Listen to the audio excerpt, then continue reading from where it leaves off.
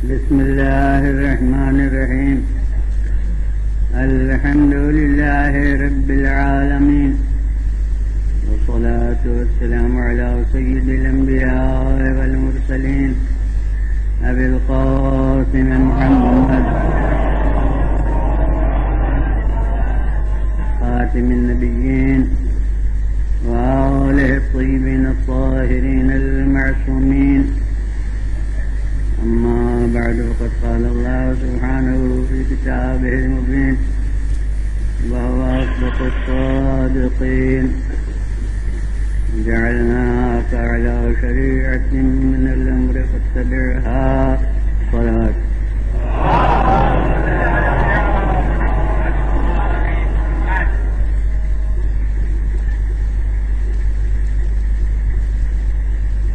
ہم نے آپ کو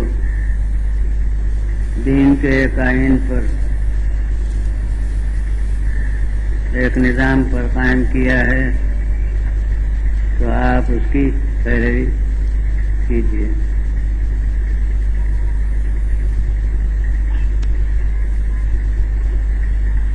کل جو حضرات تشریف فرما تھے، اگرچہ میں نے ان کے ذمہ کر دیا تھا کہ وہ دوسرے حضرات کو بھی سلسلے کلام سے متعارف بنا دیں، مگر ظاہر ہے کہ جو آج پہلی دفعہ حضرات تشریف لائیں ان میں سے ہر ایک سے، تو ان میں سے کسی ایک سے ملاقات نہیں ہوئی ہوگی جس میں قدرت بھی ہو موضوع کے بیان کرنے کی.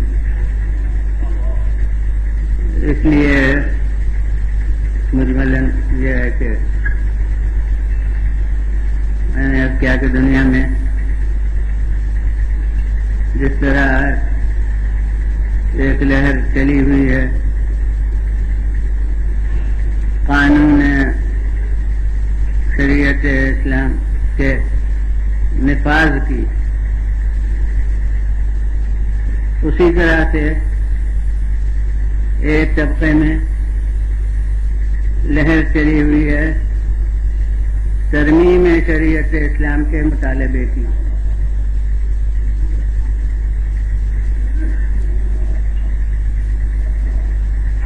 تو اس کے لیے میں نے اصولاً یہ چیز عرض کی کہ جس کو حق وضع قانون کا ہو اسی کو ترمیم قانون کا بھی حق ہے. تو یہ دیکھنے کی چیز ہے کہ شریعت اسلام جس قانون کا نام ہے اس کا واضح کون ہے.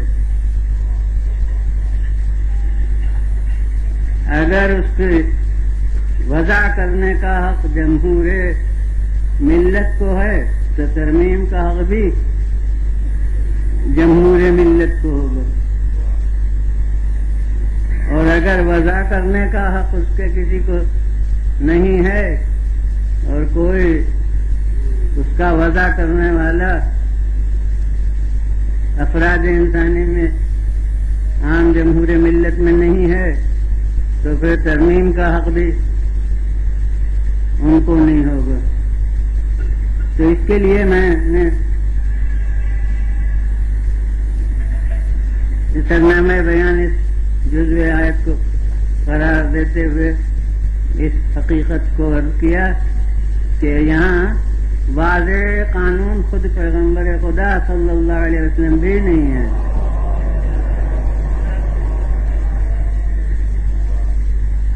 آپ بھی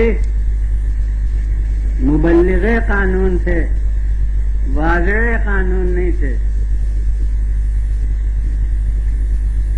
واضح قانون خالق کریم ہے، شریعت اسلام کے آئین کا بنانے والا وہ ہے.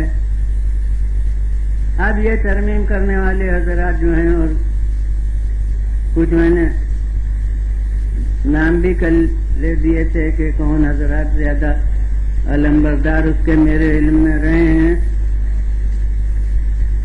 تو وہ ان میں سر فہرست جناب اینڈرسن صاحب تھے، جو لندن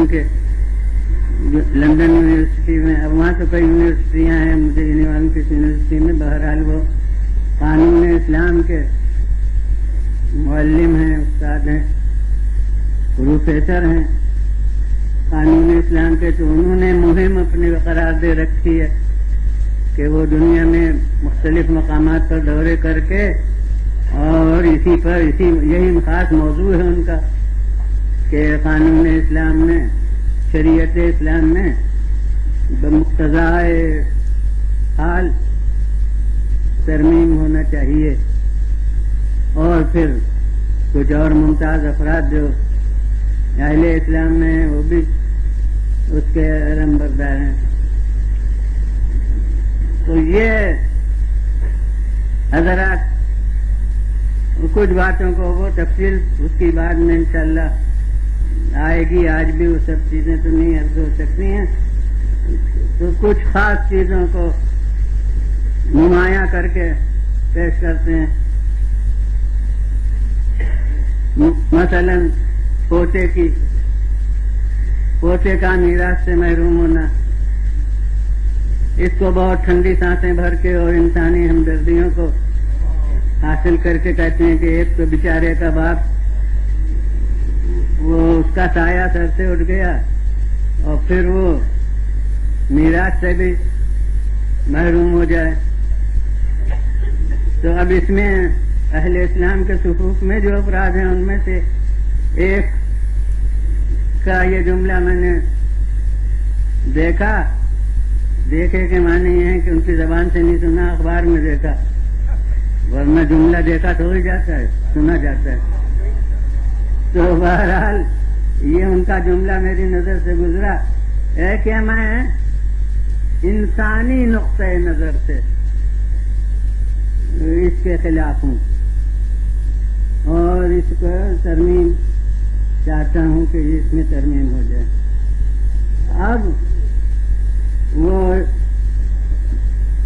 جو خدا سے رشتہ نہ بھی قائم رکھتے ہوں،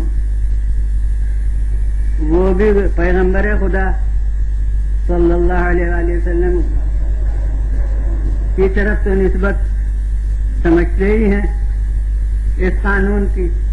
تو اس کا مطلب یہ ہے کہ پیغمبر اسلام صلی اللہ علیہ وآلہ وسلم سے لے کے پھر صحابہ کا جو طبقہ تھا وہ، اور پھر تابعین کا جو طبقہ تھا وہ، اور پھر وہ 1400 برس کے علماء اسلام جو تھے، ان کے سینے میں انسانی دل نہیں تھا.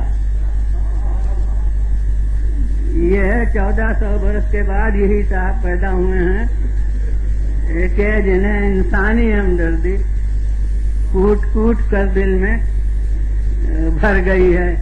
اور اس بنا پر اب اس کا دوسرا رخ یہ ہے کہ معاذ اللہ رسول اور تمام پیشوایان اسلام کسی بھی نقطۂ نظر کے جو ہوں اتنے دور میں، وہ سب بڑے بے درد اور بڑے بے رحم تھے کہ انہوں نے اس نقطۂ نظر کو سامنے نہیں رکھا، اور یہ اس طرح کا مسئلہ شریعت اسلام میں موجود رہا. اور اب یہ درد اسلامی رکھنے والے افراد پیدا ہوئے ہیں جن کو، تو اب آپ ذرا غور فرمائیے، جس رسول کو خالق نے قرآن میں کہا اور رؤوف رحیم، یعنی جو اپنے القاب ہیں وہ اسے دے دیے. رؤوف اسماء حسنہ الہی میں سے ہے، رحیم اسماء حسنہ الہی میں سے ہے. خالق نے کہا کہ بالمومنین رؤوف رحیم، یہ مومنین کے ساتھ رؤوف بھی ہے اور رحیم بھی ہے. کیا معنی؟ یعنی جس میں کوٹ کر انسانی ہمدردی دل میں بھری ہوئی ہے. تو اب وہ رؤوف رحیم آپ کے نزدیک بے درد تھا اور آپ بڑے درد انسانی رکھنے والے ہیں. تو اب میں کہتا ہوں کہ بس وہ لقبی حیثیت سے کوئی مسلمان ہو تو ہو، مگر ہر شخص فیصلہ کر سکتا ہے کہ جس کی رسول اسلام کے بارے میں یہ رائے ہو اس سے اسلام میں کیا مقام ہو سکتا ہے.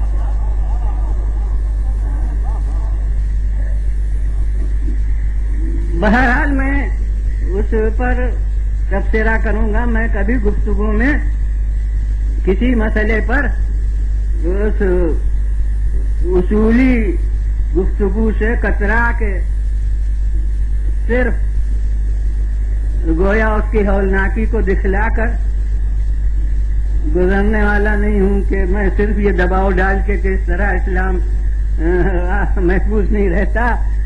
میں اس پر انشاءاللہ جس دن بھی موقع ہوگا تو انسانی نقطۂ نظر سے جو جائزہ لیا جا رہا ہے اس کا، اس پر میں تبصرہ کروں گا. بہرحال یہ ایک مسئلہ ہے، بہت زور و شور سے اس کو سب سے زیادہ غالباً یہی ہے جس کو بہت زیادہ نمایاں طور سے پیش کیا جاتا ہے. اس کے بعد مثلا تعدد ازواج کا معاملہ ہے، اور اس میں بھی مرد و عورت میں فرق کہ مرد کو حق ہے تعدد ازواج کا، عورت کو تعدد ازواج کا حق نہیں ہے. اور اب اسی کے تحت میں اسی کے ساتھ پھر ایک وسیع دائرے میں حقوق نسوان اور عورت کا موقف اسلام میں یہ ہے. اور پھر اسی کے ساتھ مسئلہ طلاق ہے کہ طلاق کا حق مرد کے ہاتھ میں شریعت اسلام نے رکھا اور عورت کو اس نے بے بس کر دیا اس معاملے میں. تو یہ چیز ہے. اور اسی طرح کے ضمناً تو یہ ان چیزوں کو پیش کر کے گویا آج کل کے افراد انسانی کو شریعت اسلام کی گویا معاذ اللہ کمزوریوں پر متوجہ کیا جاتا ہے اور اس کی بنا کے اوپر ترمیم کا علم بلند کیا جاتا ہے کہ قانون اسلام میں ترمیم ہونا چاہیے. تو یہ تو کچھ اضافوں کے ساتھ کل کے پورے بیان کا خلاصہ ہے جو میں نے سلسلے بیان کے لیے پیش کر دیا. اب آج جو عرض کرنا ہے وہ یہ کہ اصل بنیادی چیز قانون کے بارے میں کہ اس کا واضح کون ہے اور اس میں سے ترمیم کا کس کو حق ہے. کیونکہ یہ اصول تو غالباً ہر عقل میں آنے کا ہے کہ جس کو وضع قانون کا حق اسی کو ترمیم کا بھی حق. تو اب اصل یہ ہے کہ واضح قانون کون ہونا ہے اور کون ہونا چاہیے. تو یہ بھی اصل میں کہتا ہوں بنیادی سوال نہیں. اس سوال کی اصل بنیاد ایک اور ہے، وہ یہ کہ اصل حاکم کون ہے. کیونکہ جو حاکم ہو اسی کو وضع قانون کا حق ہے. یہ نہیں ہو سکتا کہ حکومت کسی کو ہو، حکومت کسی کی ہے اور قانون بنائے کوئی اور. جس کی حکومت ہے اسی کی طرف کا قانون ہونا چاہیے. تو اب بنیادی مسئلہ یہ نہیں رہا کہ قانون بنانے کا کسے حق ہے. بنیادی مسئلہ یہ ہو گیا کہ اصل حکومت کس کی ہے. دنیا کی حکومت کا سوال نہیں ہے، وہ سیاسی مسئلہ ہے. میں دینی حکومت کو عرض کر رہا ہوں دین کے نقطۂ نظر سے کہ اصل حکومت کس کی ہے. جس کی حکومت ہے مسلمانوں کے یہاں نہیں، اسلام میں. صلوات دیجیے بلند پھر بلند آواز سے صلوات.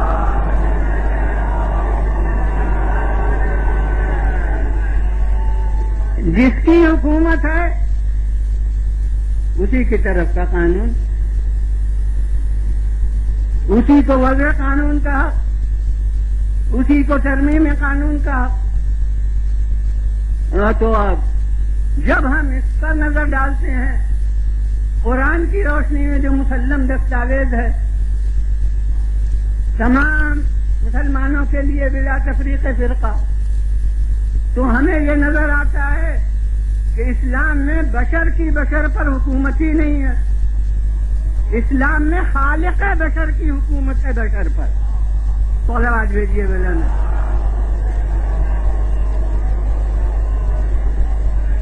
اور اس لیے دنیا میں جتنی قسم کی حکومتیں اس وقت ہیں ان میں یہ سوال ہی بیکار ہے کہ کون مطابق اسلام ہے کون خلاف اسلام، کیونکہ جتنے نام ہیں حکومتوں کے، جتنی قسمیں ہیں ان کے مختلف نام ہیں، وہ سب اقسام ہیں بشر کی بشر پر حکومت کے، اور یہاں انسان کی انسان پر حکومت ہی نہیں ہے،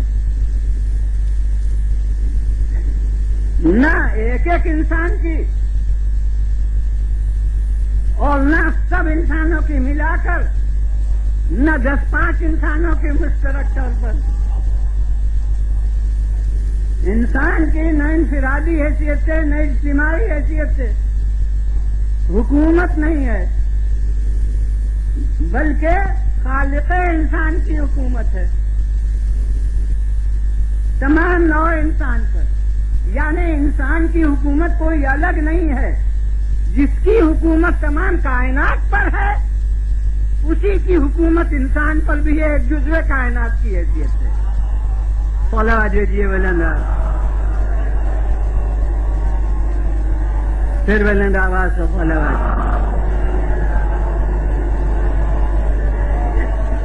جس کے زیر حکومت آفتاب ہے، جس کے زیر حکومت مہتاب ہے، جس کے زیر حکومت آسمان ہے، جاہے کا نام جس کا نام اسلام ہو، انسان آسمان ہو، وہ سائنس کا مسئلہ کوئی حل کرنا نہیں ہے، آسمان بہرحال کسی چیز کا نام ہے، تو جس کے زیر حکومت آسمان ہے، جس کے زیر حکومت زمین ہے، جس کے زیر حکومت تمام کائنات ہے، یہ انسان بھی جزو کائنات ہے، بس یہ انسان بھی اسی کا محکوم ہے، اور اس کی حکومت کوئی الگ سے نہیں ہے کہ جو مانے اسی پر حکومت اور جو نہ مانے اس پر حکومت نہیں، یہ تو وہ حکومت ہوتی ہوگی جو رائے شماری سے ہوتی ہو، وہ تو مانے کوئی تو اس پر حکومت، اس کی حکومت ہے، اس ماننے والے پر بھی، اور جو نہ مانے اس پر بھی حکومت ہے۔ اور ممکن ہے کسی اور موضوع کے تحت میں کہیں کی مجلس میں عرض کر چکا ہوں کہ آج کل تو ایک فیشن ہو گیا ہے اعلان بغاوت کا، جناب سماج سے بغاوت اور ماں باپ سے بغاوت، خاندانی روایات سے بغاوت، ان میں سب سے اعلیٰ قسم خدا سے بغاوت۔ اس کے معنی کہ ہم اس کی حکومت کو نہیں مانتے، بغاوت کا یہ مطلب ہے کہ ہمیں اس کی اطاعت کرنا نہیں ہے، مگر بس میں اس منزل پر کہا کرتا ہوں کہ آج کل خصوصاً معاف کریں نوجوان کہ زیادہ یہ ہمیں بغاوت کی تو اسی عمر کے افراد میں چلتی ہیں، تو وہ ماشاءاللہ یہ جوانان روزگار جو بغاوت کو فخریہ طور کے اوپر اپنے لیے سرمایہ افتخار سمجھتے ہیں، میں کہتا ہوں خیر ساری بغاوتیں آپ کو مبارک ہوں، لیکن یہ سب سے اعلیٰ قسم کی جو بغاوت ہے تو آپ بڑے ہی باغی، بڑے ہی ہرگز ہم نہیں ماننے کے لیے تیار، اور قانون اس کا کچھ ہوا کرے ہمیں اس سے کیا بحث ہے، ہم اسی کو نہیں مانتے تو اس کے قانون سے کیا بحث ہے۔ تو میں ان ترقی یافتہ اعلان بغاوت کرنے والے جوانوں سے کہہ رہا ہوں، انشاءاللہ مجمع میں تو وہ جوان نہیں ہوں گے، مجمع کے ہمارے جوان وہ سے نہیں ہوں گے، اس لیے میں نے خامخواہ صرف جوانی کے اشتراک سے معذرت کر لی ان سے، ورنہ وہ طبقہ جو دوسرا ہے وہ تو شرکت مجلس سے بھی بے نیاز ہے۔ ہاں ہم اگر دوستی کے رشتے یہ آواز ان تک پہنچا سکتے ہیں تو اس لیے میں کہتا ہوں، اور جملے ایسے ہیں جو ہر ایک کو حفظ ہو سکتے ہیں، میں کہتا ہوں کہ آپ بڑے اعلان کرنے والے ہیں بغاوت کے سلطنت الہی سے۔ میں تو جب جانوں کہ آپ باغی سلطنت الہی ہیں کہ جب وہ بھیجے تو آئیے نہیں اور جب بلائے تو جائیے نہیں۔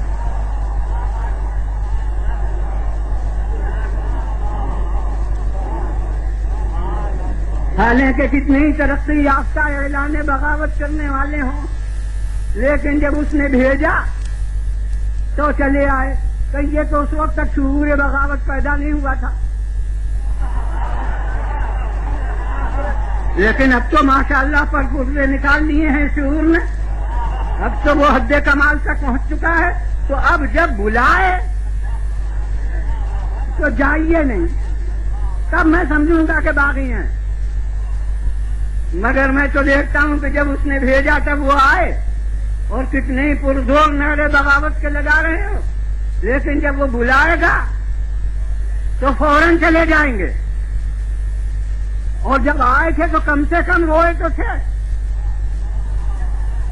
اور جب جائیں گے تب تو سانس تک نہ لیں گے۔ بولو آج بھیجیے ولن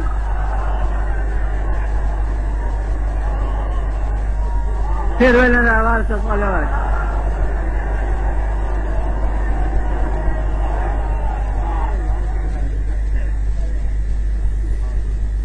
اور یہ ہے اس انسان ضعیف البنیان کے اعلان بغاوت کی حقیقت۔ اور پھر جس وقت پر کہ یہ جیتی جاگتی دنیا میں اعلان بغاوت کر رہا ہے، اور یوں کہوں کہ موقف بغاوت میں آ کر جست و خیز کر رہا ہے، عین اسی وقت پر زبان سے یہ اعلان بغاوت کر رہا ہے اور خون کی روانی اس کی اطاعت کر رہی ہے۔ یہ زبان سے اعلان بغاوت کر رہا ہے اور نفس کی آمد و شد اس کے نظام کی پابند ہے۔ یہ اعلان بغاوت کر رہا ہے اور اس کے ہر چھوٹی سے چھوٹے رگ جسم کی اور ہر چھوٹے سے چھوٹا ذرہ اس کے جسم کا، جو طبی اصطلاحوں میں بھی اس کا نام لے لیجئے اور سائنسی زبان میں جو کچھ کہہ لیجئے، میں تو عام زبان میں بات کرتا ہوں، تو جناب وہ ہر ذرہ اس کے جسم کا وہ اسی کی اطاعت کر رہا ہے جس کی بغاوت کا یہ اعلان کر رہا ہے۔ ہاتھ اس کی اطاعت کر رہے ہیں صلاحیت حرکت میں، چاہے عمل حرکت میں بغاوت کریں، پر اس کی اطاعت کر رہے ہیں صلاحیت جنبش میں، چاہے فعلیت عمل میں اس کی کتنی مخالفت کریں۔ اس کا مطلب یہ ہے کہ اس کے دیے ہوئے اختیار سے ناجائز فائدہ اٹھا کر اعلان بغاوت کر رہے ہیں۔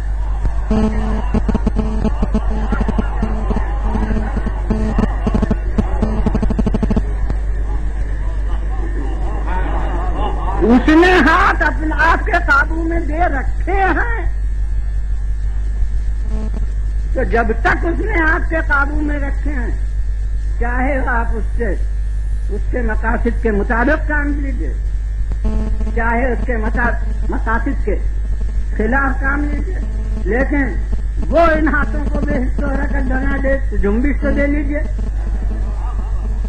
پیروں کو آپ کا تابع فرمان جب تک بنا رکھا ہے تب تک چاہے اس سے صحیح راستے پر چلیے چاہے غلط راستے پر چلیے، لیکن وہ ان پیروں کو بے حص و حرکت بنا دے تو اپنی جگہ سے جنبش تو کر لیجیے۔ زبان کو آپ کے ذہن میں آپ کے ارادے کا تابع بنا رکھا ہے، تو چاہے اقرار کر لیجئے چاہے انکار کر لیجئے، لیکن وہ اس زبان کو خاموش کر دے، وہ اس زبان سے صلاحیت گفتگو کو سلب کر لے، تو پھر بات تو کر لیجئے، ایک حرف اس زبان سے کہہ لیجئے۔ اس کے معنی یہ ہے کہ یہ اس کے دیے ہوئے اختیار سے، جو اس نے اپنے نظام حکمت کی بنا پر دیا ہے، آپ اعلان بغاوت فرما رہے ہیں۔ تو میں کہتا ہوں کہ جس وقت آپ خدا کے انکار کے لیے نہیں کہتے ہیں تو نفی کا ثبوت ہوتا ہے نہیں کہ آخری نون کے ختم ہونے پر، اور اس کا اقرار ہو جاتا ہے نہیں کے شروع ہونے پر، کہ اگر وہ نہ ہوتا تو بات کیوں کرتے، اگر اس نے یہ زبان دی نہ ہوتی تو کلام کیوں کرتے۔ اب کوئی کہے کہ جبکہ بہرحال اس کی اطاعت ہمیں کرنا ہے تو ہم سے مطالبہ کیوں ہے اطاعت کا؟ اگر آپ کہہ رہے ہیں کہ بہرحال اطاعت ہو رہی ہے تو پھر ہم سے کاہے کا مطالبہ ہے کہ تم اطاعت کرو؟ تو یاد رکھیے کہ اطاعت کا مطالبہ اتنے دائرے میں ہے جتنے دائرے میں اس نے اختیار دیا ہے۔ اس کا مطلب یہ ہے کہ اطاعت کا مطالبہ صرف شرافت انسانی کے اظہار کا مطالبہ ہے، کہ جس کی اطاعت جبرن کرنا ہی ہے اس کی اطاعت اختیاراً بھی کر لو تو تمہارے جوہر انسانی کی رفعت نمودار ہو، ورنہ اگر اختیاری اطاعت نہیں کرو گے تو جو جبری اطاعت لینا ہے وہ تو لے ہی لی جائے گی، مگر اس میں تمہارا جوہر انسانیت تھوڑی ہوگا، وہ اطاعت تمہاری ویسی ہوگی جیسے پتھر اطاعت کر رہے ہیں، جیسے درخت اطاعت کر رہے ہیں، جیسے حیوان اطاعت کر رہے ہیں، ویسی ہی اطاعت تم نے بھی کی، تو پھر انسان کی تخلیق کا مقصد ہی کیا تھا؟ صلوات دیجیے بھائی اللہ، پھر بلند آواز سے صلوات۔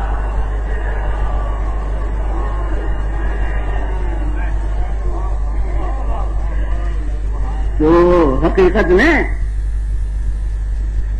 اس سے انسان سے مطالبہ بس یہ ہے کہ حدود اختیار میں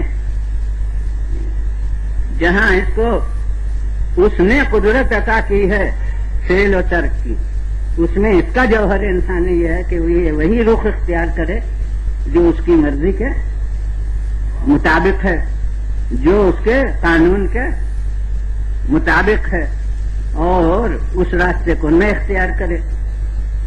اگر جبری اطاعت ہو تو پھر اس کو اجر کا استحقاق نہ ہوگا، ثواب کا استحقاق نہ ہوگا۔ تم اختیاری اطاعت کرو تو پھر جزا عطا کی جائے گی، تمہیں پھر اجر عطا کیا جائے گا، اور بخدا یہ ثواب پر ثواب یعنی اطاعت پر جزا، اور عذاب یعنی مخالفت پر سزا، یہ دونوں ایک ساتھ، یہی یعنی جوہر اختیار جو عطا کیا گیا ہے، یہی پوری کارگاہ رسالت کی بنیاد ہے۔ دائرہ اختیار کے حدود میں، کیونکہ یہاں خالق کا کام کرانا نہ تھا، بتانا تھا، لہذا پیغمبروں کی ضرورت ہوئی، رہنمایان دین کی ضرورت ہوئی کہ وہ بتائیں کہ یہ راستہ صحیح ہے، یہ راستہ غلط ہے۔ تو اب اسی پر بنیاد پھر جزا و سزا کی قائم ہوئی کہ اب جو عمل کرے گا اس کو یہ ثواب ملی۔ اسی کے لیے رسول کے القاب میں برابر سے دو لقب آئے، بشیر و نذیر، یعنی ثوابوں کے اعلان کرنا یہ بشیر کے ماتحت ہے، اور عذاب کا اعلان کرنا وہ نذیر کے ماتحت ہے۔ اب ماشاءاللہ مجمع میں قانون دان حضرات بھی ہوں گے، میں کہتا ہوں کہ یہ ثواب کا اعلان کرنا، یہ بھی تفضل الہی ہے. ورنہ دنیا کی حکومتیں جو آپس کے سمجھوتے سے حکومت کرتی ہیں، ذاتاً حق حکومت تو صرف اللہ کو ہے. آپس کی قرارداد سے جو حکومتیں قائم ہوتی ہیں، ان حکومتوں میں مخالفت کی سزا ہے، موافقت کی جزا نہیں ہے.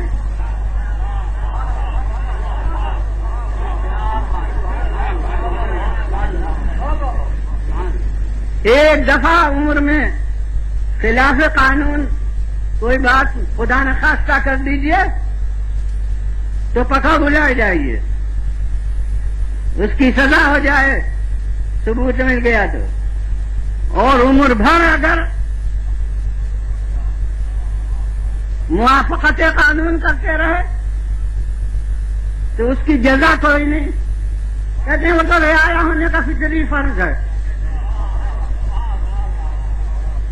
اور یہ خالق کریم جس کی ذاتی حکومت ہے، وہاں اطاعت پر جزا اور مخالفت پر سزا. اور ماشاءاللہ مجمع میں صاحبان علم بھی موجود ہیں، اور ماشاءاللہ صاحبان فہم تو سبھی ہیں. میں کہتا ہوں کہ جو سزا کا اعلان ہے وہ چل بھی سکتا ہے، مگر جو جزا کا اعلان ہے وہ چل نہیں سکتا. علماء دیکھیے بلند آواز.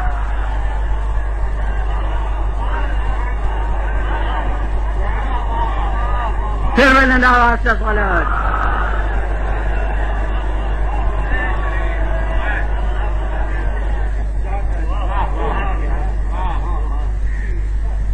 تو اصل حاکم یہاں اللہ ہے. یہی قرآن نے کہا کہ لہو اسلم من فی السماوات والارض، جتنے آسمان و زمین میں ہیں سب اس کی بارگاہ میں ہم اطاعت بنے ہوئے ہیں، یعنی اسلام لائے ہوئے ہیں. تم سے جو مطالبہ ہے وہ کوئی فطرت کے حدود سے الگ نہیں ہے. جس کی فطرت کے روح سے اطاعت ہو رہی ہے اسی کی اطاعت کا تم سے مطالبہ ہے. تو وصل حاکم اللہ. اور اس کے بعد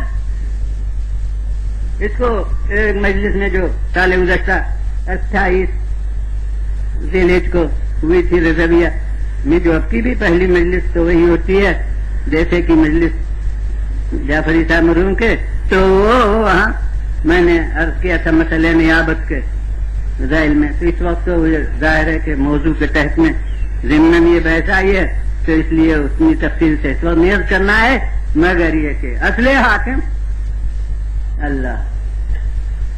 اور اب پیغمبر کی جو اطاعت ہے وہ بحیثیت نائب حاکم سے. اب اصل حاکم وہ اور نائب حاکم رسول. اور نائب کی ضرورت کیوں ہوئی؟ اس لیے کہ اس کا کمال سد راہ تھا کہ وہ اپنی زبان سے آ کر احکام نافذ کرتا. لہذا ضرورت ہوئی کہ کوئی ایسا ہو جو اس کی بے زبان کی بات کو سنے اور ہم تک اپنی زبان سے پہنچائے. علماء دیجیے بلند.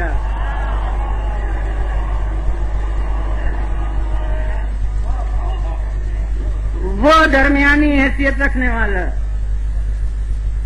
جو اپنے صفائے جوہر ذات سے اس کے فیوز کو حاصل کر سکے اور ہمارے ساتھ اشتراک بشریت کی وجہ سے ہم تک ان احکام کو پہنچا سکے. وہی اپنے دور میں رسول ہوتے تھے، وہی نبی ہوتے تھے. تو وہ نائب حاکم. اور اب اس کے بعد اگر پیغمبر ایسا ہوتا کہ بس وہ اپنے دور حیات تک تبلیغ کرتا رہتا اور پھر چلا جاتا اور اس کا پیغام بھی ختم ہو جاتا، تو پھر ضرورت اب اسے نائب کی نہ تھی. لیکن چونکہ رسول کا دور حیات مختصر تھا اور پیغام تا قیامت تھا، لہذا اب ضرورت ہوئی کہ جب یہ دنیا سے اٹھے تب پھر کچھ ایسے ہوں، چاہے نام بدل جائے لیکن کام وہی رہے کہ وہ اللہ کی ترجمانی اسی طرح کریں جس طرح یہ اپنے دور میں کرتا تھا. اس طرح وہ بھی نائب اس کے احکام کے اس میں پیغمبر. میں نے عرض کیا کہ نام سے حقیقت نہیں بدلتی، کام کی وحدت دیکھنا چاہیے. وہ بئس میں پیغمبر، بئس میں نبی اور رسول، اس کے ترجمان. اب کوئی دور آیا کہ بحیثیت امام اب اس منصب کا نام امام ہو گیا، اور وہ آج سے تھوڑی ہوا، ابراہیم کے وقت سے ہوا.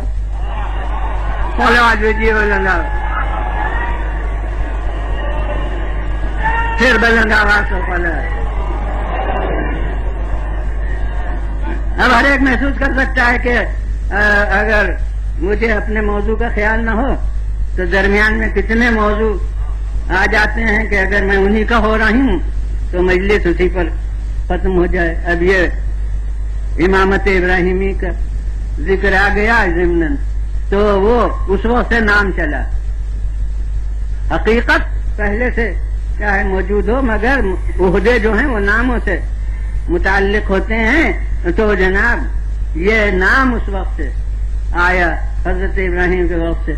تو اب دور امامت ہو گیا، مگر ہاں کسی کے ذہن میں خلش ہو سکتی ہے، لہذا ایک بڑی حقیقت ہے اسے اس وقت بھی عرض کر دوں، چاہے وہ موضوع نہ ہو کہ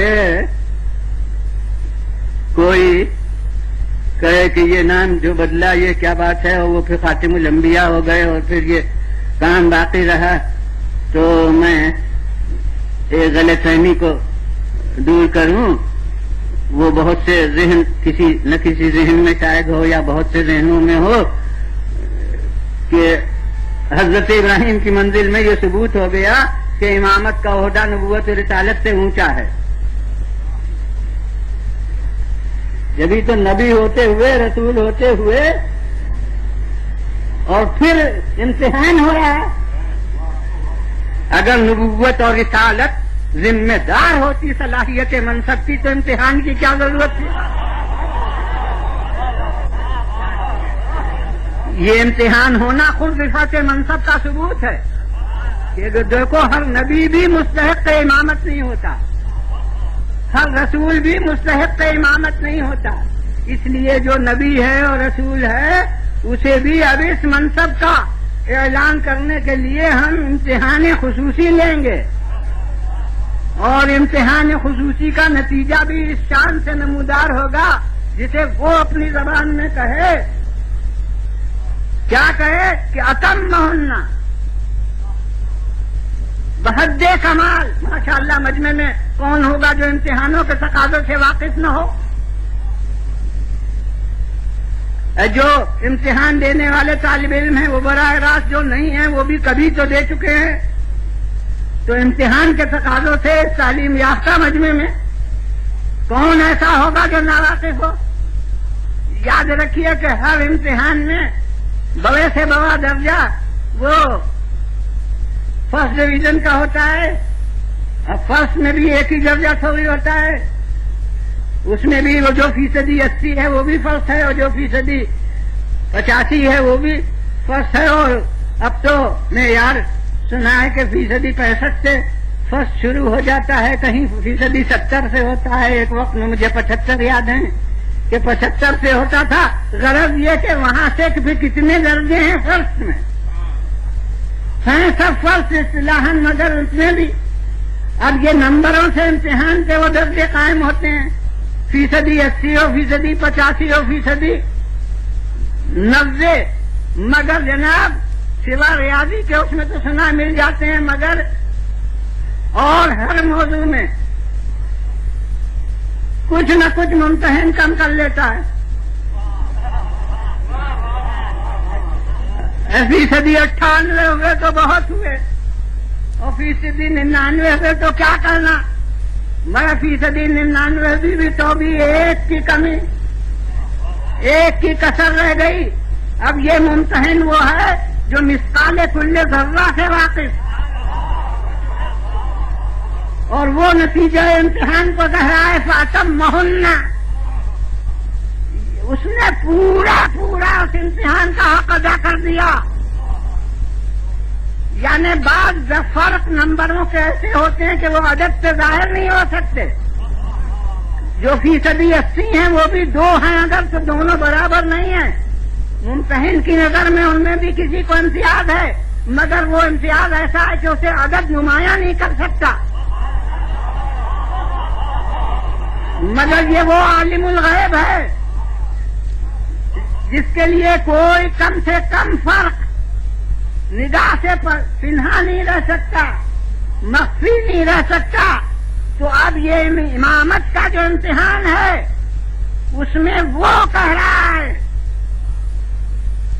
کہ پورا یعنی 100%. اب میں کہتا ہوں کہ اب اس سے تو میں اس نتیجے تک پہنچتا ہوں کہ نبوت تک ترک اولا کی گنجائش تھی، رسالت تک ترک اولا کی گنجائش تھی، لیکن امامت کا منصب آ گیا تو اب ترک اولا کا بھی کوئی درجہ نہیں. بولوا دیجیے بلند آواز.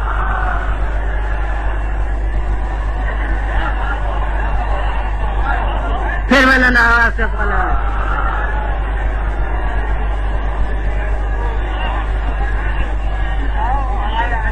اب جب اس درجے تک پہنچ گئی کامیابی تو ارشاد ہوتا ہے انی جاعلو کا للناس اماما، میں تم کو خلق خدا کا امام بناتا ہوں. نبوت ملی تو ہاتھ نہیں پھیلایا، رسالت ملی تو دست سوال دراز نہیں کیا، لیکن اب امامت کا اعلان ہوا تو فوراً کہہ دیا ومن ذریتی، یہ مجھے تو بنا دیا اور میری اولاد میں سے بھی. اب میں کہتا ہوں یہ کیا ہے؟ تب سوال نہیں کیا. بلند ظرف افراد کوئی عطیہ ملے تو آگے سوال کا ہاتھ پھیلانا گویا بلندی ظرف کے خلاف سمجھتے ہیں، مگر یہ عطیہ نہیں تھا، نتیجہ امتحان تھا.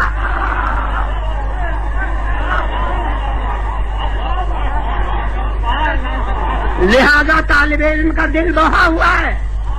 یہ تو اعلان ہوا نتیجہ امتحان کا کہ تم کو امام بنایا، اب انعام کامیابی بھی تو ملے. اور اس کے بعد مختصر الفاظ میں آپ کی جانی پہچانی حقیقت ایک عرض کرتا ہوں کہ اللہ کے دیے ہوئے علم سے جانتے تھے کہ نبوت ختم ہونے والی ہے. اللہ کے دیے ہوئے علم سے جانتے تھے کہ رسالت ختم ہونے والی ہے. تو جو منصب ختم ہو جائے گا اسے کیا مانگوں؟ ارے جو قیامت تک برقرار رہے گا اسے مانگوں.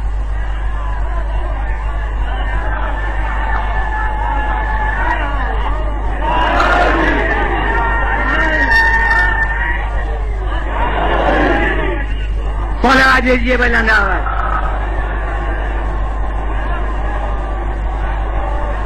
پھر بلند آواز سے بولا.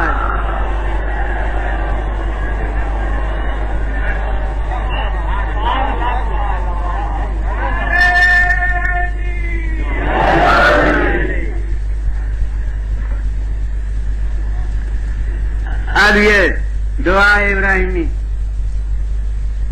خالق نے اس کی قبولیت کا اعلان فرما دیا. اب اس آیت کو تو میں تفصیل سے عرض نہیں کر رہا ہوں. بہرحال وہ دعا ابراہیمی تھی.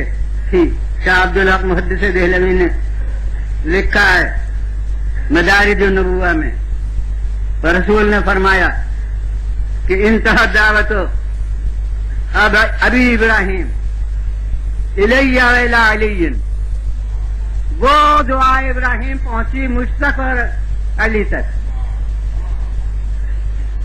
تو اس بنا پر چاہے میں نے اب کیا کے بعد ذہنوں میں نہ ہو، لیکن ہمارے رسول فقط نبی نہیں ہیں، فقط رسول نہیں ہیں. اگر فقط نبی اور رسول ہوں تو ان کا درجہ ابراہیم سے کمتر ہو جائے، بلکہ یہ نبی بھی ہیں اور رسول بھی ہیں اور امام بھی ہیں. یہ تینوں منصب ہمارے پیغمبر کو حاصل. تو وہ عہدہ ختم کر دیا جائے، جبکہ ایک ذات موجود ہے جو اس منصب کی لیاقت رکھتی ہے. اور وہ جو اس بات کو ذہن میں ہوتے تھے بہت زور دے کے کہتے تھے، جبکہ لیاقت رکھتی ہے ایک ذات، تو پھر وہ عہدہ کیوں ختم کیا جائے؟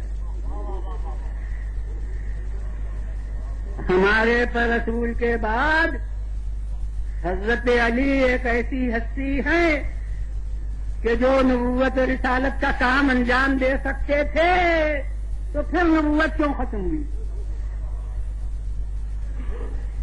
اب وہ اتنا ذہن نشین تھا کہ مسلسل وہ اس جملے کو دہرائے جاتے ہیں کہ جب ایک آدمی اس لائق موجود ہے تو پھر عہدہ کیوں ختم ہو؟ اب وہ جب اپنے سوال سے پورے طور سے محظوظ ہو چکے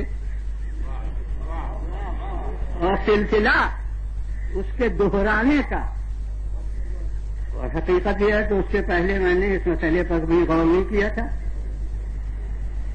مگر جتنی دیر میں انہوں نے دہرایا اپنے سوال کو اتنی دیر میں مجھے گویا ممکن ہے کہ نہ دہراتے تو اس وقت بھی قدرت کی طرف سے جواب زبان پر آ جاتا ہے، مگر اب ظاہری اسباب سے اتنی فرصت بھی مل گئی اس پر غور کرنے کی، تو بس جو ہی وہ خاموش ہوئے ذرا، اور اب ہمتن اشتیاق بن کے انہوں نے آنکھیں دو دی میرے اوپر کہ ابھی یہ کیا کرتے ہیں. تو میں نے کہا کہ جی عہدہ ہمیشہ اس وجہ سے نہیں ختم ہوتا کہ کوئی آدمی اس کے لائق نہیں رہا، بلکہ کبھی اس لیے بھی ختم ہو جاتا ہے کہ وہ کام باقی نہیں رہا.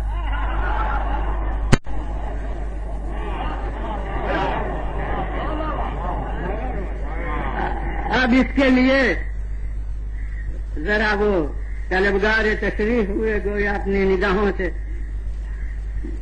تو میں نے کہا کہ یہ تو ہر ایک کو تجربہ ہوگا کہ زمانے جنگ میں بہت سے نئے محکمے قائم ہوتے ہیں، اور جب جنگ ختم ہو جاتی ہے، اب ہندوستان ہوتا تو میں ایمرجنسی کہتا کہ ایمرجنسی کے دور میں ہمیں سابقہ اس کا رہا ہے، تو وہ ایمرجنسی کے دور میں بہت سے نئے منصب، نئے ادارے قائم ہوئے، اور اب جب جنگ ختم ہو گئی، جب ایمرجنسی ختم ہو گئی، تو آدمی دوسرے کیا اس لائق، بلکہ وہی رہے موجود، مگر پھر بھی وہ جگہیں ختم ہو گئیں. تو اسی طرح سے نبوت اس کے معنی ہے خبر دینا. جب تک ایک بھی خبر اللہ کے یہاں ہے جو نہیں دی گئی ہے، اس وقت تک نبی کی ضرورت ہے. رسول کے معنی ہے پیغام پہنچانے والا. جب تک ایک بھی پیغام ہے اس وقت تک رسول کی ضرورت ہے. مگر ایمان کے معنی ہے کسی راستے پر آگے آگے چلنے والا. تو جب تک وہ راستہ قائم ہے اور جب تک چلنے والے قائم ہیں تب تک اس پیشوا کی ضرورت ہے.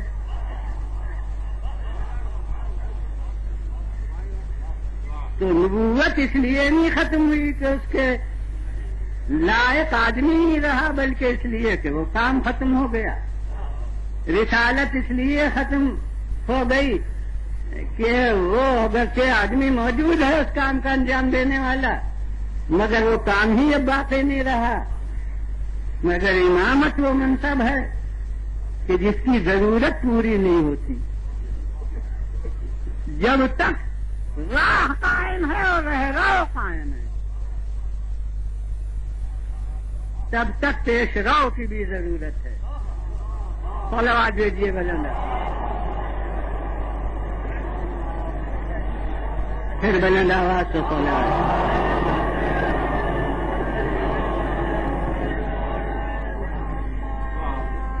تو بس اسی لیے نبوت ختم ہو گئی تو اب نبوت میں کسی نائب کی ضرورت نہیں ہے. جو جگہ ختم ہو جاتی ہے وہاں جانشین تھوڑی درکار ہوتا ہے. رسالت ختم ہو گئی تو رسالت میں کسی جانشین کی ضرورت نہیں ہے. اور اگر جانشین رسالت میں ہوتا تو رسولی کہلاتا. مگر امامت بھی چونکہ پیغمبر کو حاصل تھی اور یہ کام باقی ہے، لہذا اب جو جانشین ہوگا وہ نہ نبی کہلائے گا، نہ رسول کہلائے گا، نہ امام کہلائے گا. صلوات بھیجیے بلند، پھر بلند آواز سے صلوات.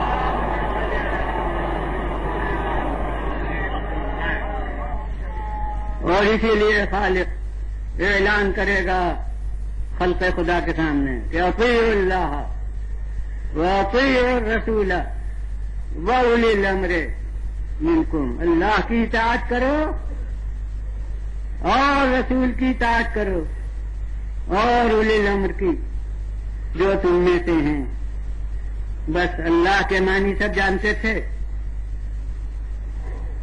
رسول کے معنی بقدر صلاحیت سب جانتے تھے،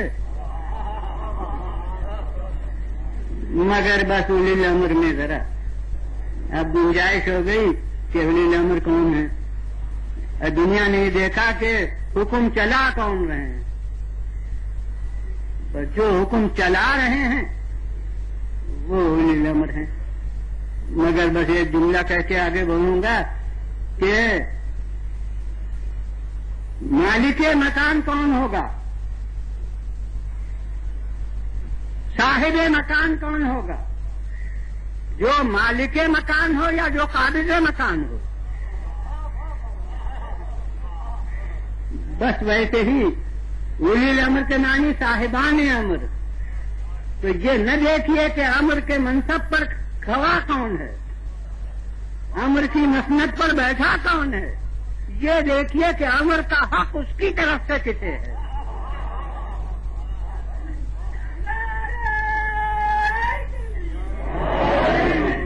اس کی زبان میں وہ اولی الامر ہے. ہاں ایک لفظ سے دنیا ممکن ہے فائدہ اٹھائے کہ کہا گیا اولی الامر منکم، یہ صاحبان امر جو تمہیں میں سے ہیں، تو تمہیں میں سے یعنی ہمیں میں سے ہیں. مگر میں کہتا ہوں یہ اولی الامر منکم میں منکم کوئی نیا تو نہیں ہے. وہ تو پیغمبر کو بھی کہا گیا کہ بعث فی الامیین رسولا منہم، رسول بھیجا انہی میں سے. تو رسول کے لیے بھی منہم کہا گیا، اولی الامر کے لیے بھی منکم کہا گیا. مگر رسول بھی منہم تھے، ان کے مقرر کیے ہوئے نہیں تھے. اسی طرح یہ بھی منکم ہے مگر تمہارے مقرر کیے ہوئے نہیں. صلوات دیجیے بلند.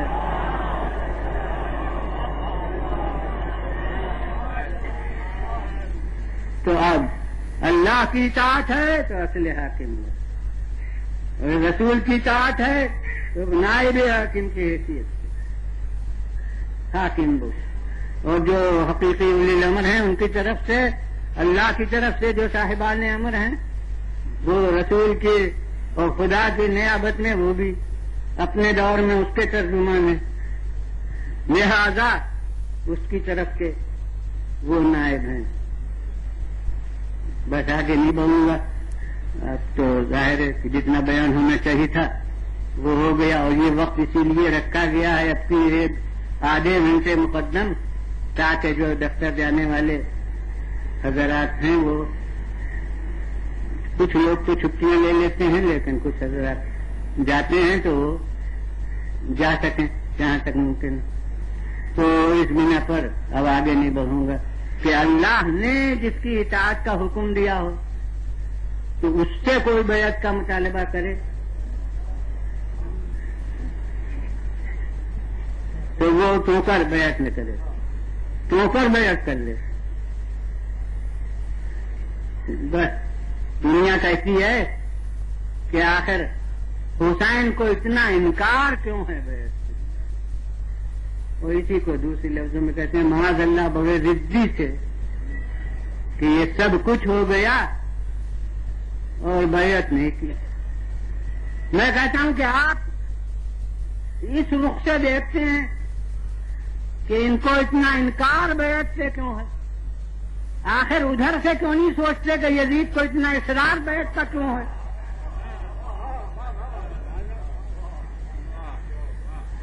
مطلب یہ ہے کہ اتنی وسیع شہنشاہیت کا جو مالک ہے اور تمام عالم اسلام جس کی اطاعت کا اقرار کر چکا ہے، اگر ایک گوشہ نشین عبادت گزار جو محلے بنی ہاشم کے ایک چھوٹے سے مکان میں رہتا ہے وہ بیعت نہ کرے تو اس کا کیا بگڑتا تھا. یہ پوری طاقت اس نے اپنے شہنشاہی کی کیوں صرف کر دی اس سے بیعت لینے پر. تو وہ جانتا تھا کہ یہ کوئی ایک فرد عرب نہیں ہے، یہ اس نظام کے نمائندہ ہیں جس کے نام پر میں حکومت کر رہا ہوں. تو جب تک انہوں نے بیعت نہیں کی ہے، اب یہ جو عرض کر رہا ہوں یہ میرے موضوع سے بالکل متعلق ہے، جب تک انہوں نے بیعت نہیں کی ہے اس وقت تک نظام شریعت نظام حکومت کے مقابلے میں قائم ہے. لیکن جس دن یہ بیعت کر لیں تو ہمیشہ کے لیے حکومت کے راستے سے شریعت ہٹ جائے گی.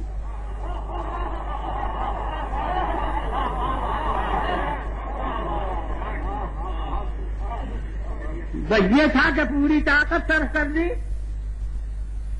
ان سے بیعت حاصل کرنے کی کوشش میں، اور بس ایک جملہ ہے اس میں پوری تاریخ ہے کہ میں کہتا ہوں کہ یزید پہچانتا تھا کہ حسین کون ہے، اور حسین خود اپنے کو نہ پہچانتے کہ میں کون ہوں.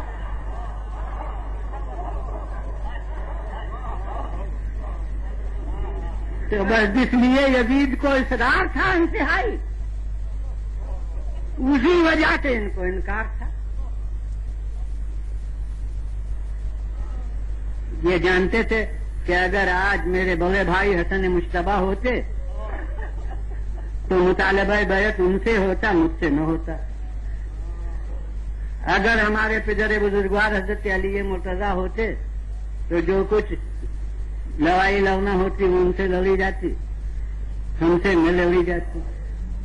اور اگر میرے نانا حضرت محمد مصطفیٰ صلی اللہ علیہ وسلم ہوتے تو جو کچھ سند جواز حکومت کی مانگنا ہوتی وہ ان سے مانگی جاتی، ہم سے نہ مانگی جاتی. تو چونکہ میرے نانا نہیں ہیں، میرے باپ نہیں ہیں، میرے بڑے بھائی نہیں ہیں، میں ہوں، لہذا مجھ سے بیعت طلب کی جا رہی ہے. تو اگر میں بیعت کر لوں تو یہ ایسا ہے جیسے میرے بڑے بھائی ہوتے اور وہ بیعت کر لیتے، اور اگر میرے والد بزرگوار ہوتے وہ اطاعت کر لیتے، اور اگر میرے نانا ہوتے تو وہ تسلیم کر لیتے. یعنی میرا بیعت نہ کرنا یہ در حقیقت ان سب کا بیعت نہ کرنا ہے. اور اگر میں بیعت کر لوں تو اس کے معنی یہ ہیں کہ ان سب نے اطاعت کر لی. اور پھر میں تو شروع سے یہی عرض کر رہا ہوں، میرا موضوع یہی ہے کہ اصل ان کا پیغام سوئی ہے اصل نظام ان کا تھوڑی ہے، تو ہم نے بیعت کر لی، اس کے معنی یہ ہے کہ اس صاحب نظام نے مان لیا جس کا نظام ہے۔